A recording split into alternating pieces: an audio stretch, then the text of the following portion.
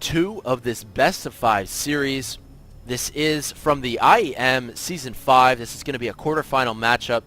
E.g. Idra is spawning over at the 9 o'clock position of Metalopolis. He's the red Zerg player. Idra's opponent going to be Squirtle, the blue Protoss, over at the 3. So right away, seeing these cross-positional spawns, this is going to be favoring Idra. Of course, Zergs, you know, they need to pick up extra bases. They got to stay on top of their macro. And in cross spawn locations, you can obviously pick up your natural, no problem. And then even picking up a third and potential fourth base as well is not as difficult when you have these spawning locations. So especially because it's Idra, he favors macro passive play very heavily. I'm sure he's going to be pleased when he finds this out. The Overlord is going to scout and see that, of course, Squirtle has not spawned down here. And do take note that Squirtle is scouting very quickly with his probe.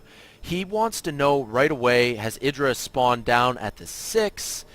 Because, you know, a close rush distance by foot would definitely influence Squirtle's build. And even using a second probe, just sending it to the top of his base here, looking for an Overlord. Of course, if Idra had spawned over at the 12 o'clock position, he would send his Overlord here first.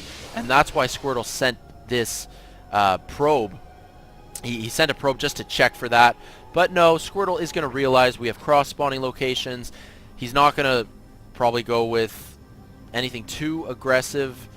I only say that because often Protoss players will favor aggressive builds when you spawn close by foot. But this is a long spawning location, but at the same time, you can still use a proxy pylon to do a 4-gate, really no problem. So we'll just have to see how it plays out. Once again, I haven't seen these games, so I'm excited to check them out with you guys. And this probe being really annoying, just delaying the potential hatchery. And actually, Idra going for spawning pool first, although he did get an extractor very early. Idra going to want to get that metabolic boost out right away. And 2 lings on the production tab. Going to force the probe out for Squirtle momentarily, and as soon as Idra hits 100 gas, I'm sure he's going to get that speed upgrade. Is he going to be able to get a drone? And yes, once again, the Zealot just delayed a little bit, and yeah, Idra's drone going to have all this scouting information. He's going to see the same opener that Squirtle attempted in the last game with these 2 assimilators. So are we going to see another Stargate opener? We'll just have to wait and see. Didn't really work out for Squirtle in the last game. We'll have to see if he wants to change anything up here.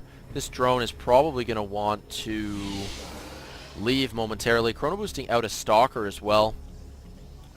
Not sure if he needs to use Chrono Boost on the Stalker. I mean, obviously the drone can't get out of the base no matter what. There's a Zealot here on hold position. So, yeah, I don't know. Just Squirtle's preference, I suppose. Back at Idra's base, he does have a hatchery that has gone down at the natural. No more workers mining gas. Hatchery about halfway complete, and metabolic boost just started a moment ago. And the drone does get taken out. And once again, as soon as the drone is gone, we do have a Stargate. So this is just a slightly different Stargate build. In the last game, Squirtle put down 3 gateways, then a Stargate, I believe, if I remember correctly. He definitely didn't get a Stargate after his first gateway. But yeah, he's going to see how this sort of pans out for him here on Metalopolis. These 2, this Zergling here just heading to the front door. Sort of map control going to Idra at this stage. He's even got an Overlord positioned over here. I wonder if he's going to try to sack it anytime soon. But Squirtle, pretty good awareness here. He has the Stalker, and the Stalker, of course, spots the Overlord. And he's going to want to deny any and all scouting information. At least, you know, as long as possible. There is a Void Ray coming out first. Squirtle once again favoring that Stargate opener, favoring getting a Void Ray first, and has a Sentry out as well. These Zerglings are not going to be able to do very much. Warp Gate research now complete. He's going to want to change that into a Warp Gate. He's going to be producing off of 2 Warp Gates and this Void Ray and this Stargate as well. And Idra actually just canceled some tech there. I mean, the probe snuck into the base, and he didn't really want it revealed, so he just went ahead and canceled it. But, yeah, Lair Tech on the way, and an Evo Chamber as well, as he's saturating his natural base here. This probe just going to chill near the smoke for the time being. This Overlord is going to get taken out by the Void Ray. And now Squirtle trying to pick up an expansion of his own. He's going to have that warped in any moment. And Squirtle probably going to be on the defensive. I mean, he's not going to be looking to apply very much pressure as, I mean, of course he's getting his natural up. He's going to want to secure an economic advantage. And a few speedlings as well, just going to do that scouting. Idra realizes, and as a result, I'm sure Idra's going to want to pick up a third base. And notice how he does right away. Very good reaction. Idra scouts the Nexus. He says, okay, Squirtle is getting a relatively fast expansion. I have to stay on top of my macro. As a Zerg player, oh, did he not even spot the pylon? That sucks. Poor Idra. Idra actually, he might be in a little trouble soon.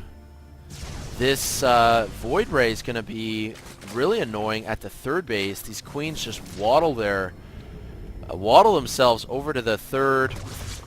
Get a few shots off on the Phoenix and on the Void Ray, but this might be a scary push coming from Idra.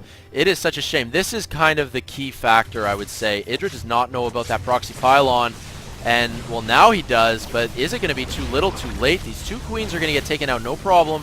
Hydra's hatching, but I'm not sure if Idra's actually going to have enough to defend this.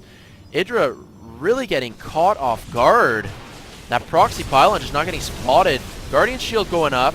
The spine crawler gets focused down. Roach is not the greatest versus this unit composition, and Idra knows that. He calls GG. So just a tiny little error. If Idra had spotted that pylon, I mean, that's obviously a huge indicator that aggression is on the way. And yeah, I mean, he could have maybe done something a little different there. But 1-1. This series